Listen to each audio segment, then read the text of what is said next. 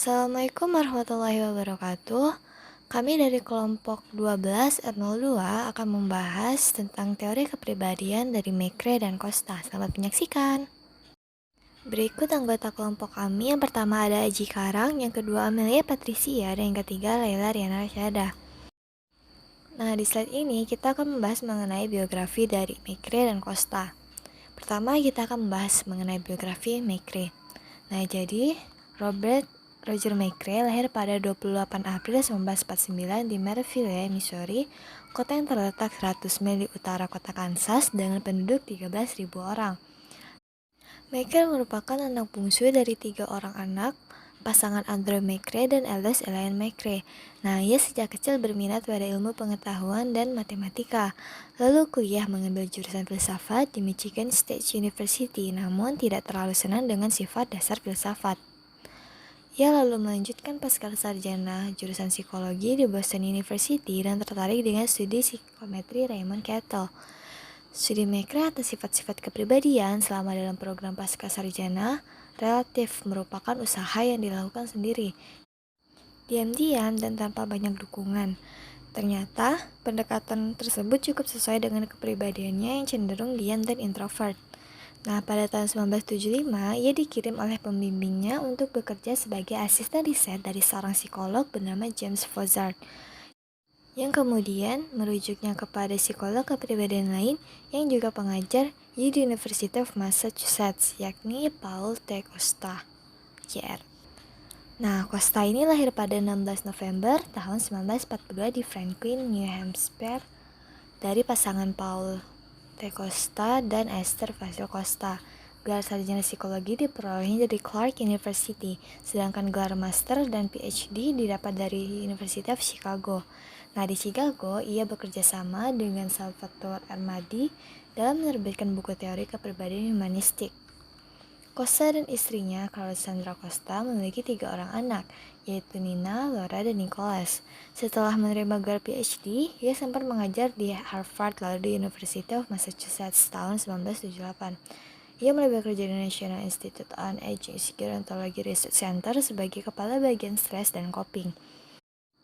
Mekre dan Costa bekerja sama dalam studi Smoking and Personality Grant hingga kemudian mereka dipekerjakan oleh National Institute of Aging Gerontology Research Center, di mana divisi dari National Institute of Health ini lalu menjadi tempat yang ideal bagi mereka berdua untuk menginvestigasi pertanyaan mengenai struktur kepribadian.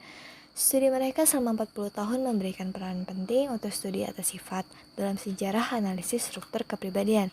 Mereka pun menghasilkan hampir 200 artikel penelitian dan bab dalam buku yang ditulis bersama. Struktur kepribadian. Menurut Mekre dan Costa, kepribadian manusia disusun atas 5 faktor. Mekre dan Costa tidak menggunakan klasifikasi tersebut untuk hal yang dapat diuji, melainkan dengan teknik analisis faktor untuk menguji stabilitas dan struktur kepribadian. Awalnya hanya ada 2 faktor, yaitu neurotisme yang ditandai N dan ekstraversi yang ditandai huruf E. Lalu ditambah lagi dengan keterbukaan yang ditandai dengan huruf U. Studi terbaru dari Inventory Neopei oleh Mekre dan Costa pada tahun 1985 menambahkan 2 dimensi terakhir, yaitu keramahan yang ditandakan A dan kesadaran yang ditandakan oleh huruf C. Selama akhir tahun 1980-an dan awal tahun 90-an, sebagian besar psikologi kepribadian mulai condong pada kepribadian 5 faktor. Kelima faktor tersebut telah ditemukan di beragam budaya dan menggunakan beragam bahasa. Selain itu, kelima faktor tersebut bertahan seiring pertambahan usia. Mekre dan Costa setuju dengan pendapat Eysenck bahwa kepribadian bersifat bipolar dan mengikuti distribusi lonceng, sehingga orang-orang akan memiliki skor skala di sekitar nilai puncak dan hanya sedikit yang memiliki skor ekstrem.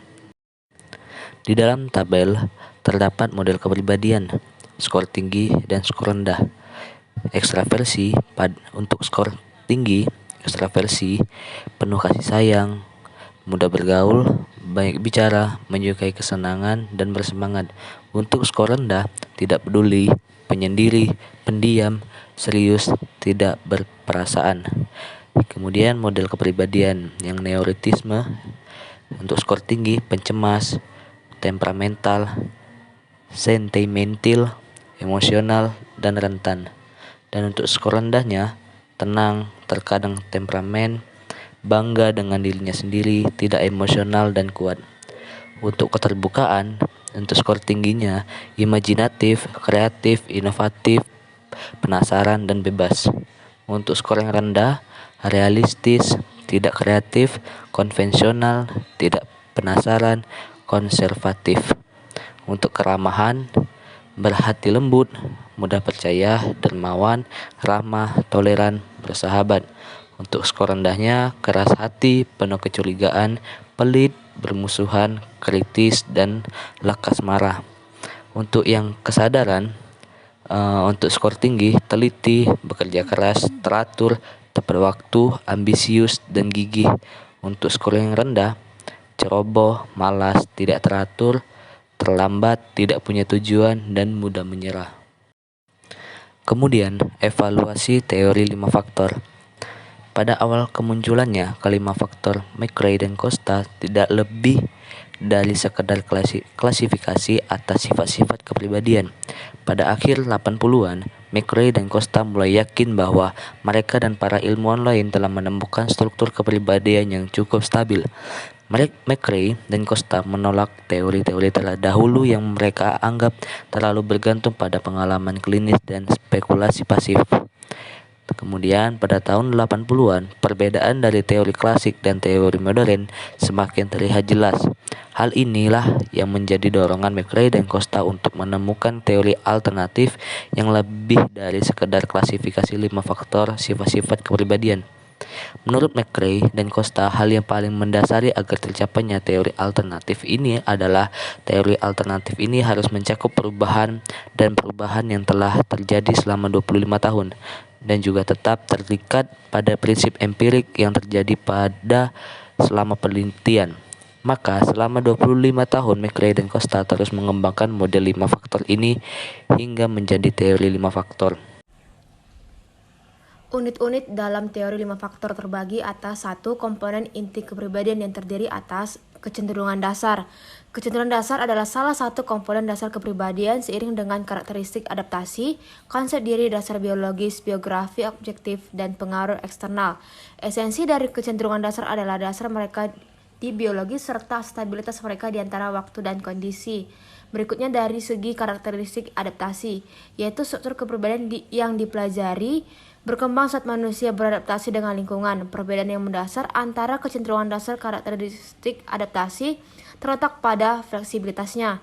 Kecenderungan dasar cukup stabil, sedangkan karakteristik adaptasi dapat dipengaruhi oleh hal-hal eksternal. Contoh, keterampilan yang dipelajari, sikap, perilaku, dan hubungan yang dihasilkan dari sebuah interaksi seperti kemampuan berbahasa Inggris atau matematika. Sedangkan seberapa cepat kita belajar adalah kecenderungan dasar.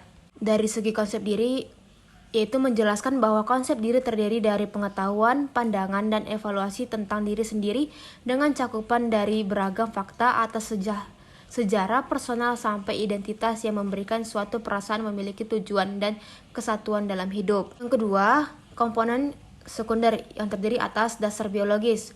Gen, hormon, dan struktur otak merupakan mekanisme biologis yang paling utama dalam memengaruhi kecenderungan dasar, yang belum dapat menjelaskan bagaimana mekanisme tersebut dapat mempengaruhi kepribadian manusia.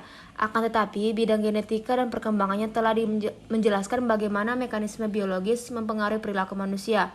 Posisi dasar biologis ini mengeliminasi peranan lingkungan dalam pembentukan kecenderungan dasar.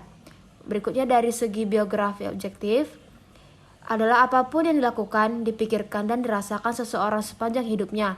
Biografi objektif menekankan pada apa yang terjadi sepanjang hidupnya daripada pandangan atau persepsi mereka mengenai pengalaman mereka. Berikutnya dari segi pengaruh eksternal. Manusia terus menemukan atau berada dalam situasi fisik yang berbeda dan hal tersebut mempengaruhi terhadap kepribadian manusia tersebut. Cara kita merespon kesempatan dan tuntutan dari konteks merupakan sesuatu yang dibahas dalam pengaruh eksternal. Respon-respon tersebut merupakan fungsi dari karakteristik adaptasi dan interaksi mereka dengan pengaruh eksternal. Asumsi dasar. Yang pertama, asumsi dari kecenderungan dasar.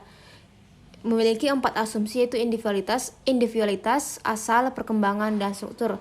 Asumsi individualitas menekankan bahwa orang dewasa mempunyai rangkaian sifat yang unik, dan setiap orang menunjukkan kombinasi unik atas pola sifatnya.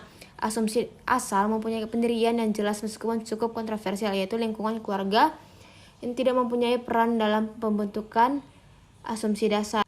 Asumsi perkembangan menganggap bahwa sifat berkembang dan berubah selama masa kanak-kanak namun mulai melambat pada masa remaja, serta perubahan dalam kepribadian berhenti sama sekali dari awal hingga pertengahan masa dewasa.